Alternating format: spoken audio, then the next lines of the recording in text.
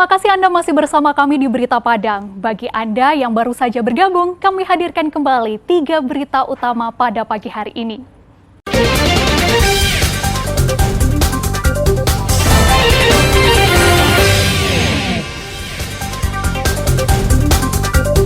Warga Koto Tangah Padang rindukan jalan yang layak sejak lama.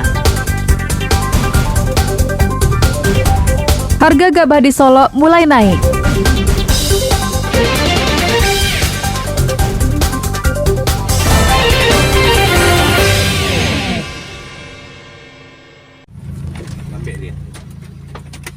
Baru sebulan bebas dari penjara, seorang residivis judi togel kembali ditangkap tim Opsnal Polsek Bungus Telukabung sekitar 20 km dari pusat kota Padang. Pelaku bernama Aan dan berdomisili di Pasar Laban, Bungus Telukabung. Pelaku ditangkap di rumahnya setelah kembali menjadi agen penjualan nomor buntut atau judi togel di daerah itu. Saat ditangkap, polisi mendapati sejumlah barang bukti, sebuah telepon genggam dan bukti transfer, serta uang tunai Rp500.000. Pelaku merupakan residivis yang baru 1 bulan keluar dari Lembaga Pemasyarakatan Padang atas kasus yang sama. Pelaku ditahan petugas di Mapolsek Bungus Telukabung untuk proses hukum lebih lanjut. Kita sudah berhasil menangkap satu orang pelaku judi togel online berinisial AA. Kita tangkap di lokasi Pasar Laban Bungus, dan di tersangka kita amankan dan sejenis SMS banking, pasang nomor di situ, dan uang Rp500.000. Hasil pemeriksaan, polisi memperoleh informasi salah satu bandar besar judi togel ini berdomisili di Padang dengan omset puluhan miliar rupiah setiap bulannya. Alfi melaporkan dari Padang.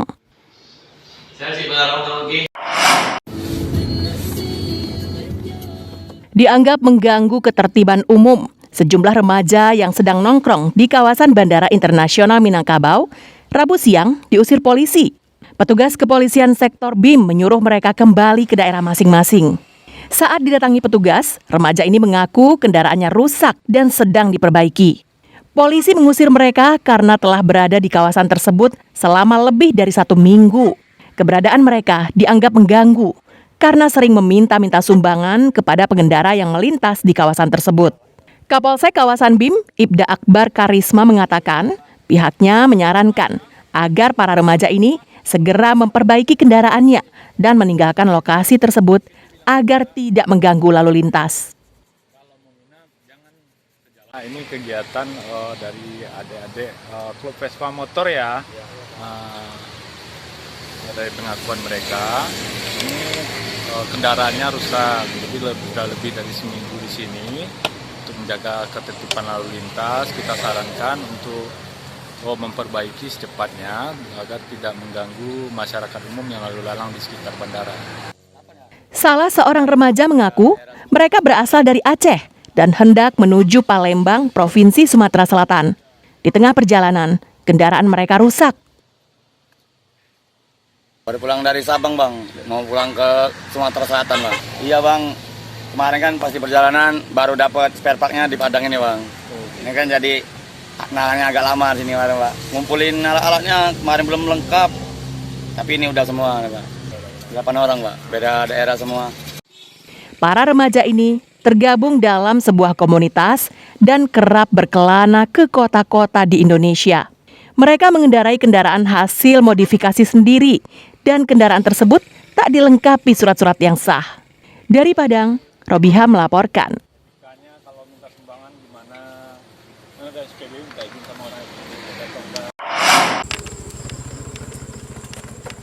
Berada dekat dari pusat pemerintahan bukan jaminan untuk bisa menikmati fasilitas umum yang layak.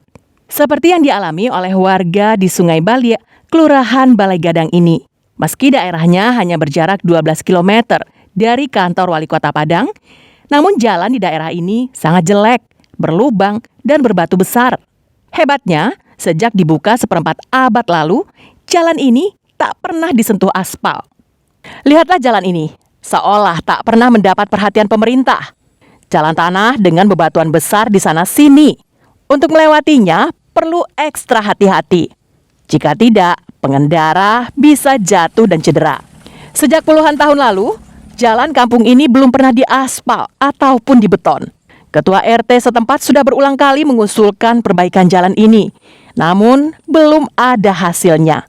Bahkan beberapa kali pemilu, para kontestan sering menjanjikan perbaikan. Tetapi tetap saja, jalan ini tak kunjung diperbaiki. Ke sekolah untuk sekolah SD itu ada sekitar 3 kiloan. Kalau untuk SMP yaitu sekitar 5 kiloan. Pas hari hujan, kita prihatin melihat anak-anak tuh. Pergi ke sekolah harus buka sepatu dulu. Nanti setelah sampai di sekolah baru mereka bisa pakai sepatu. Setelah ini dia duduk nanti jalannya akan diperbaiki. Tapi itu cuma iming-iming belaka. Sampai saat ini belum ada bukti nyata dari ucapan-ucapan yang diiming-imingkan tersebut. Jalan sepanjang 3 km ini merupakan akses utama bagi warga membawa hasil panen pertanian, juga akses pelajar menuju sekolah. Jika hujan, jalan ini semakin sulit untuk dilalui, baik dengan kendaraan maupun berjalan kaki. Padahal setiap Sabtu atau Minggu, para pejabat daerah sering melewati jalan ini untuk berolahraga pagi. Robiha melaporkan dari Padang.